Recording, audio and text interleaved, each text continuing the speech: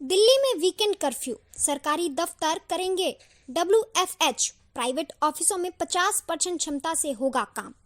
नमस्कार, मैं हूं अलका झा। स्वागत है आपका द भारत टुडे न्यूज पर। दिल्ली सरकार ने राजधानी में वीकेंड कर्फ्यू लगाने का फैसला कर लिया है। आज दिल्ली डिजास्टर मैनेजमेंट अथॉरिटी की एक बैठक हुई थी, जिसमें वीकेंड कर्फ्यू लगाने का फैसला किया गया है। उप मुख्यमंत्री मनीष सिसोदिया ने भी एक प्रेस कॉन्फ्रेंस करके दिल्ली में कोविड को लेकर उठाए गए ताजा कदमों की जानकारी दी। दिल्ली में कोविड-19 के मामलों में तेजी से आते उछाल को देखकर सरकार लगातार नए कदम उठा रही है। इसी क्रम में मंगलवार को दिल्ली सरकार ने राजधानी में वीकेंड कर्फ्यू लगाने का फैसला कर लिया है। आज दिल्ली के डिजास्टर मैनेजमेंट अथॉरिटी की एक बैठक हुई थी, जिसमें वीकेंड कर्फ्यू लगाने का फैसला किया गया है। उप मुख्यमंत्री मनीष सिसोदिया ने भी एक प्रेस कॉन्फ्रेंस करके दिल्ली में कोविड को लेकर आज उठाए गए ताजा कदमों की जानकारी दी।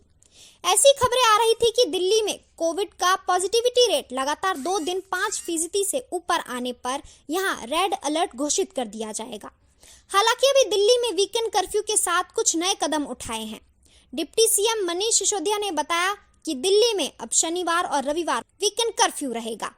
DDMA के बैठक में फैसला किया गया है कि कोरोना के बढ़ते मामले के बीच नाइट कर्फ्यू के बाद अब वीकेंड कर्फ्यू भी रहेगा।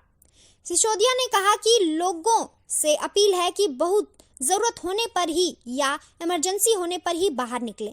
सिसोदिया ने कहा कि दिल्ली में केस और ग्राफ तेजी से बढ़ रहे हैं, लेकिन अभी तक ज्यादा नुकसान घबराहट की बात नहीं दिख रही है।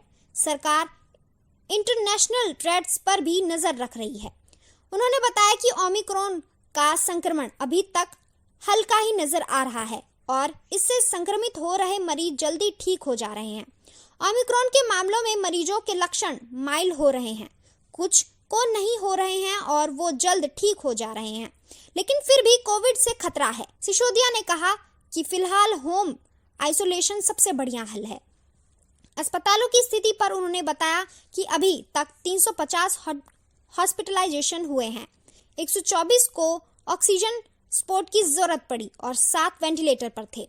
अगर ओमिक्रॉन के कुल मामलों पर नजर डालें तो मंगलवार की सुबह तक देश में 23 राज्यों और केंद्र शासित प्रदेशों में कोरोना वायरस के नए स्वरूप के अब तक 1 लाख से ज्यादा मामले सामने आ रहे हैं। वायरस के नए स्वरूप के अब तक 1000 से ज्यादा मामले सामने आ चुके हैं, जिनमें से 766 लोग संक्रमण मुक्त हो चुके हैं या विदेश चले गए हैं।